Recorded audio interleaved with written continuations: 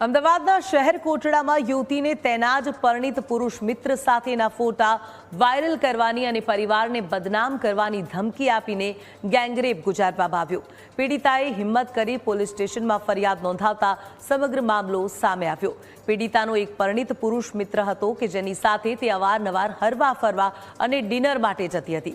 આરોપીઓએ પીડિતા અને તેના મિત્રના ફોટા પોતાની પાસે હોવાનો દાવો કરી ધમકી આપી હતી કે જો તેમની વાત નહીં માને તો ફોટા સોશિયલ મીડિયામાં વાયરલ કરી સમાજમાં બદનામ કરી દેશે। આરોપીઓએ યુવતીના માતા પિતા અને પરિવારને નુકસાન પહોંચાડવાની પણ ધમકી આપી હતી। બદનામી અને પરિવાર પર આવનારા જોખમના ડરથી પીડિતા લાચાર બની ગઈ।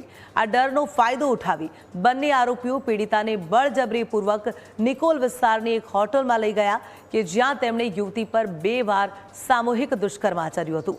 શહેર કોટડા પોલીસે ગુનો નોંધી બંને નરાધમો મિત ઉર્ફે મયંક મકવાણા અને તેજસને ઝડપી પાડ્યા છે। પોલીસ તપાસમાં સામે આવ્યું છે કે બંને આરોપીઓ પોતે પરિણીત છે અને છૂટક મજૂરી કામ કરે છે।